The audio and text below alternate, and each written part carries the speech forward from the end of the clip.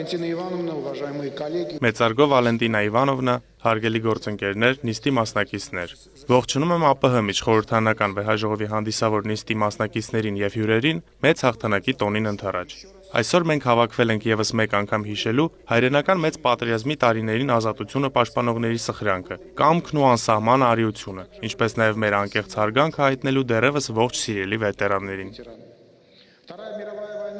Երկրորդ համաշխարհային պատերազմն անջնջելի հետք թողեց մարդկության պատմության մեջ։ Այն բերեց ոչ միայն ավերածություններ, այլև մարդկային անչափելի կորուստներ, ինչպես նաև բարոյական ու հոգևոր վերքեր, որոնք զգացվում են մինչ օրս։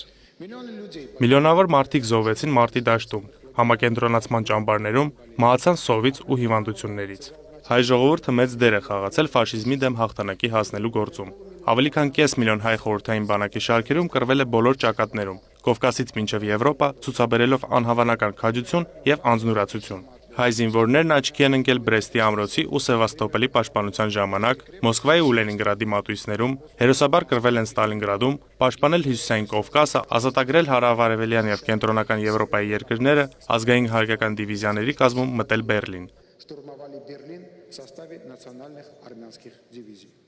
Մեր հայրենակիցներից շատերը կռվել են դաշնակից երկրների բանակներում, մասնակցել հակաֆաշիստական պայքարին եւ իրենց ներդրումն ունեցել հաղթանակի գործում։ Սփյուռքի եւ հայկական եկեղեցու հանգանակած միջոցներով ստեղծվել են տանկային շարասյուն, ինքնաթիռների էսկադրիլյաներ, ձեռք է բերվել մեծ քանակությամբ զենք եւ զինամթերք։ Ցավոք, մոտ 300,000 հայ այդպես էլ չվերադարձան հայրենի օջախներ։ Հայրենական մեծ պատերազմի եւ ֆաշիզմի դեմ տարած հաղթանակի հիշողությունը մեր ընդհանուր պատմության մի մասն է։ Իմանալով հաղթանակի գինը, Հայաստանում հոգատարությամբ են վերաբերվում հայրենական մեծ պատերազմի պատմությանը։ Այսօր մեր հանրապետությունում պետական պահպանության տակ է գտնվում պատերազմի մասնակիցների ավելի քան 600 հուշարձան։ Մեր պարտքն է հիշել ու հարգել նրանց սխրանքը, ովքեր իրենց կյանքը տվեցին այս հաղթանակի համար։